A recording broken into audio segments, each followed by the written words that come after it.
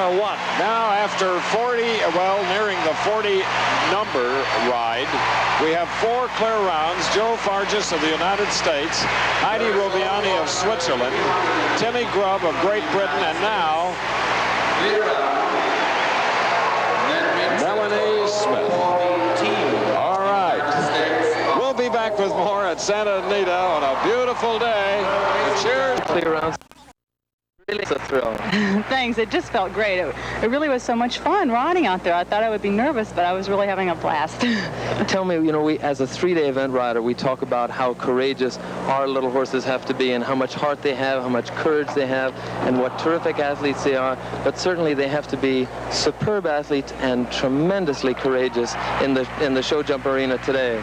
They do. They have to have tremendous talent, tremendous courage, and tremendous intelligence to go in there with that big a crowd. We're not used to showing in front of that many people, and of course the home American audience is so enthusiastic, and it takes a lot for a horse to really concentrate on his job and not get distracted, and for the riders too. Melanie, the poles are lighter than they usually are. Is that creating a problem? Is that one of the reasons why there's so few clear rounds? I believe so, because usually for a big course like this, you want to really ride strongly to the jumps, and you can't ride too strongly because they knock very easily. So it's a combination of knowing just how much you can ride to and just how much you need to back off. Great. Well, Melanie, you did a terrific job, and thank you very much for coming to see us. And now we'll go back to you, Chris. Thank you very much, Tad. And of course, Melanie Smith will be seen later on because this is the first round. It's nearing completion, and at this point, the United States with 4 in the lead, West Germany with 20, Switzerland 24, and Canada with 24. Still to come, 4th round rides by Great Britain and France, Bill, as we get some maintenance work done on the 15 fences here, and I don't think I've ever seen so many flowers, so many green plants, many of them native to California as we have here. Those are gladiolus, and there are just tons of them, and one of the problem fences here, number 9, is called Westlake Iron Gate, has some Italian cedars on the very outside of them, and that's been one spot today where there has been a problem. That's right, Chris. It's not only a very good-looking course, a pretty course, it's also technically a very challenging course. I think Britt Denemeth, the course designer here, who was formerly the coach of the U.S. equestrian team, has built a real masterpiece. It's sorting riders out in exactly the right way. We're watching here Victor Contador of Chile. Doesn't have very good credentials. His team is really pretty much out of it. The first horse was eliminated, so Victor's score is going to count no matter what it is. He is their best rider. That's why he's riding as the anchor man. But the course has really worked perfectly. It's separated the sheep from the goats, as they say. There are very few par rounds, as you'd say in golf parlance, in the clubhouse. It's been very, very hard to score a clear round. And the Chilean now with 1 knockdown or 4 penalty points. Going to 7. Nice little double vertical with the spread. It's attractive. You can say nice little, Chris. For the fellas riding it, it's huge. And for a horse, he just had a refusal at it. It's got water underneath it. It's been a very, very tough pair of fences to jump. It's a 3-strider. Now he has it down. He has a run out at 8. And so he's going to have a very big score. Chances are we won't see Chile again today because they're going to eliminate the 3 worst teams from the first round and not bring them back in the second. And it looks like Chile might qualify for that. Tough situation to be in. To be an anchor man, know your score is going to count, know you have to get around, even though you have a horse who isn't quite good enough for the size course that's been built. There's the fence for the Italian cedars. And the water jump. And of course we saw a refusal. That's 3 points, where a knockdown is 4, like there. So he now has a total of 21 penalty points at this stage, faced now with the triple in the very center stage of this arena. That's right. He's got some time faults too, and that fence came down. He's working on a big score. It shows you how hard this course actually is. When you see Melanie Smith go around it, or Heidi Robiani, or Joe Fargis of the United States, you say, gee whiz, anybody could jump that. But I promise you, this is a really challenging course, and I think just a masterpiece for Denemeth. And he's far beyond the optimum 119 seconds, going over 135 now as he comes to that final fence. And doesn't jump that, ends up with his time fault with a total of 42.25 penalty points. We're at Santa Anita. The first round of 2 for the gold, silver, and bronze of the team Grand Prix jumping. We'll be back. 9 years old. He has 1 knockdown, 4 penalty points.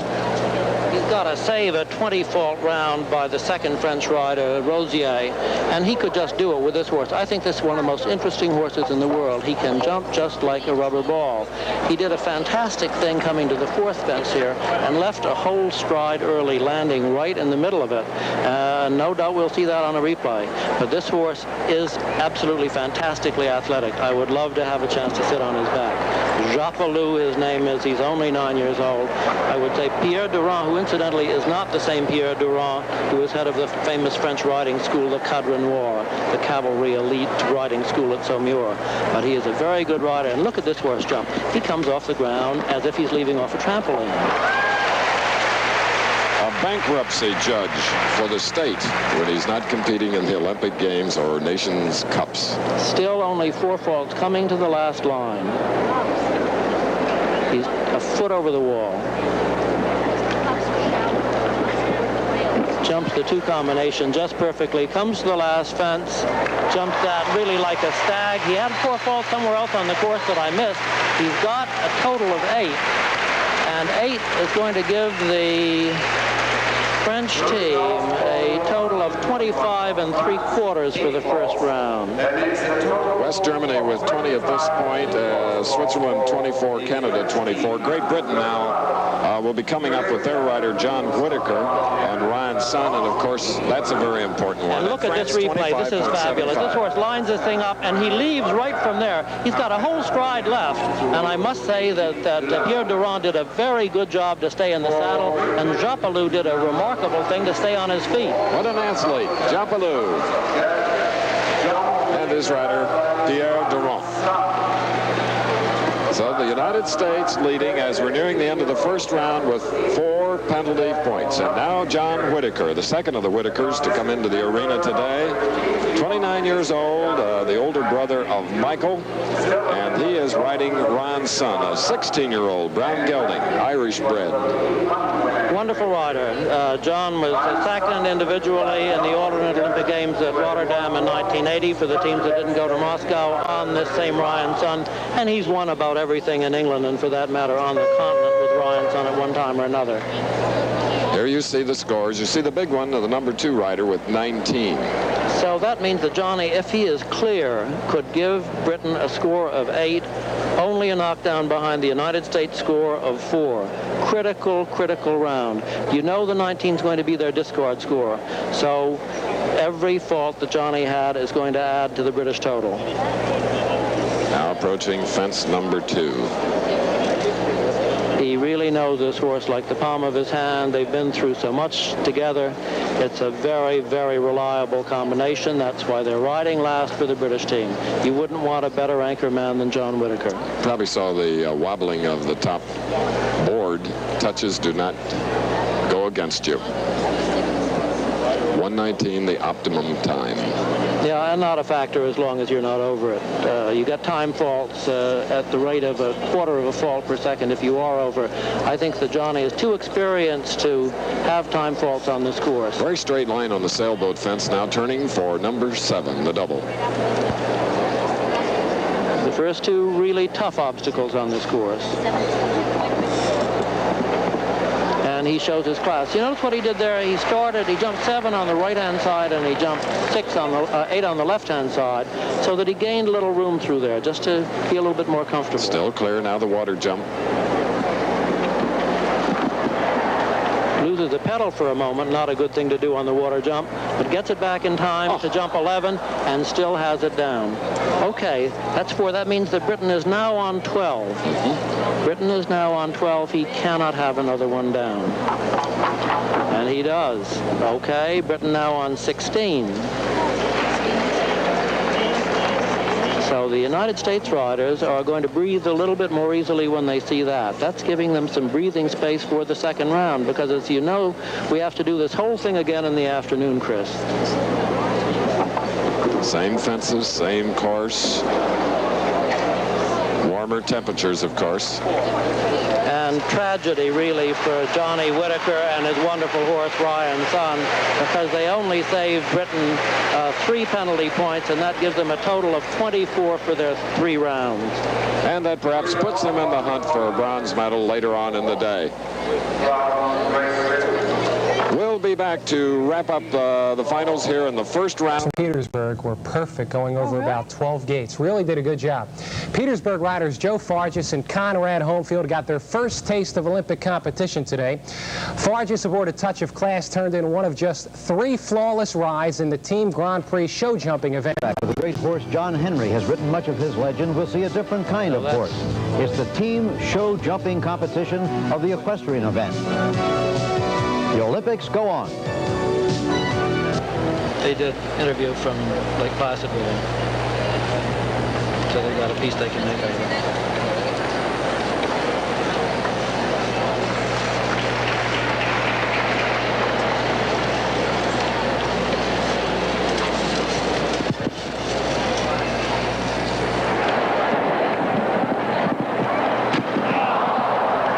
This is typical of what they've been seeing out there all afternoon. The competition still going on. The United States team very, very strong in this.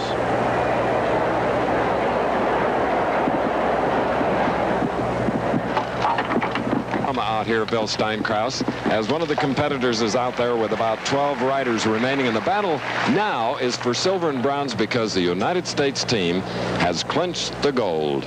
First time ever for the United States equestrians to win a team gold since 1912. It's the first time in the history of equestrian sport for us, and it's a very, very gratifying experience for the American team that has really worked so tremendously hard. The U.S. team in 1972 lost by only a quarter of a fault to the German team in Munich, and that was as close as the United States team ever got. Bruno Scolari of Italy, you see the first riders, 8 faults, 4 for the second, and Scolari with only 1 knockdown or 4 penalty points. So for Italy, they have a total now 3 best lowest scores of the 4-person team. 75.25. They are not in contention for a medal because West Germany and Great Britain and Canada and France are the contenders for the last 2 medals. That's right. It's a really exciting battle for the silver and the bronze, notwithstanding the fact that the United States team won the gold without the 4th rider even having to ride. This is the arena in the San Gabriel Mountains, and this is how it happened. Joe Fargis, Touch of Class, had 2 clear rounds today. Melanie Smith had 1 for the United States. And, of course, Conrad Homefeld had the last, which proved to be the clincher. And what a classy performance that was, too. The rider on the course is Guy Creighton of Australia. He is a 34-year-old equestrian riding Conclusion. Yes, Australia is pretty far back also in the standings. So let's go and see how Joe Fargis did it earlier today. There is the combination, Joe Fargis and Touch of Class, that produced the first clear round here in the first round, helping his team to hold down number 1 after 1 round. Joe Fargis really produced an absolutely dazzling round. I mean, it was a copybook round, as the British call it. He rides in a very, very nice style. The mare jumps in a very, very beautiful style. And it really set, in a way, the character of the whole competition. It proved that it could be done, but it proved that it had to be executed technically very perfectly. Little 11-year-old mare, the minute she walks into the arena, she knows she's on stage. She gave that a pretty good bump, and I hope that doesn't mean that she's feeling less generous this afternoon than she did this morning.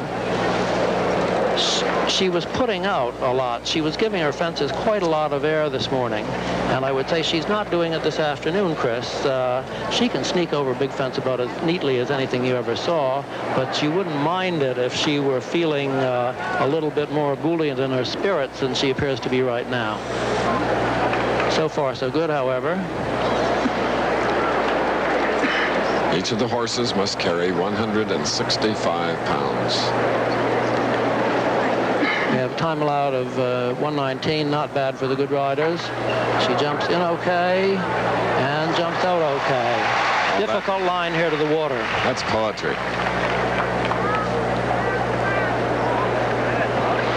She tried over that. I'd say she gave that a lot of air, and that's comforting. Meets the water perfectly again. Cranks back very well for the oxer. A little bit close to it behind. She's just a little bit dragging her hind end, but